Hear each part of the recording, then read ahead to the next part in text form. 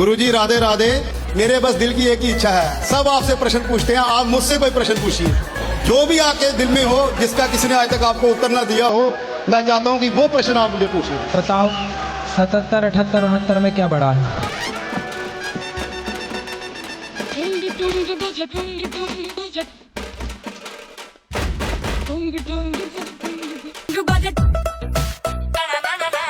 ऐसा भी वहाँ से हमारे महाराज अनुरुद्धाचार्य जी से बकचोदी कर रहे थे। उनको कहा पता हमारे महाराज जी नेक्स्ट लेवल का रोस्टर है। उनको भाई साहब ये प्रश्न पूछने कह रहे थे। भाई साहब पूछ लिया, बताओ हवा टाइट हो गई ना। बड़े बकचोदी कर रहे थे हमारे महाराज जी के साथ।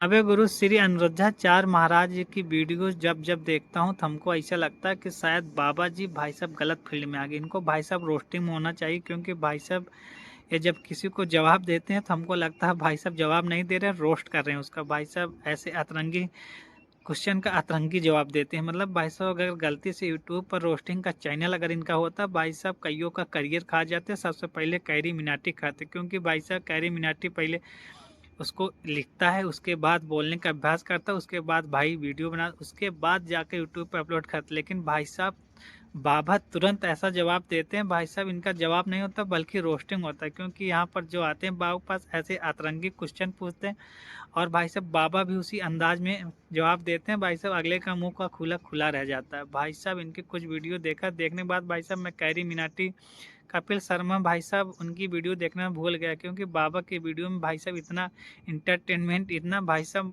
मज़ा रहता है, क्या ही बताएं। भाई साहब अब मैं अनुरुद्धाचार्य महाराज जी की वीडियो देखता हूँ। भाई साहब आप लोग भी देखो, बड़ा मजा आएगा। महाराज जी, मैं 3 प्रश्न लेकर के इंदौर से सीधा आप यहाँ पर आया हूँ। रुको जरा, सबर करो।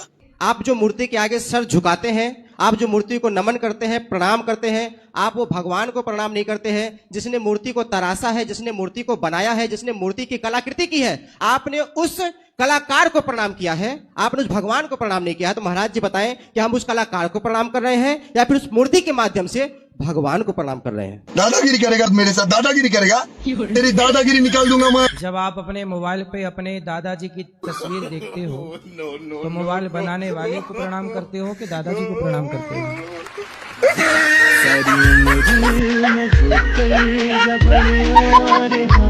भाई पहले कपड़े उतारे जाते थे तो महाभारत होता था, आज हम पहनने का कह रहे हैं तो हम महाभारत करने को तैयार हैं। मैं अपने अपने हक की बात कर रही हूँ। हक क्या चाहते हो? निर्वस्त्र होकर घूमना है आपको? आपका हक ये है कि आप तो कोई कपड़े नहीं पहने, मत पहनो, हमें क्या दिक्कत, उतार दो सारे,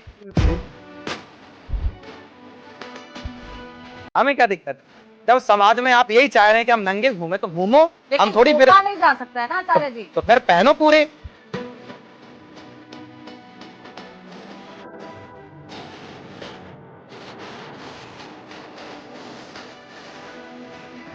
मान ली कि हमारे आसपास हर जगह भगवान है, तो जरूरी है कि मंदिर जाना जरूरी है? आसपास तो हवा बहुत होती है, पर गर्मी लगती है तो कूलर एसी काहे चलाती हो? भक्ति कैसे चालू करें गुरुजी?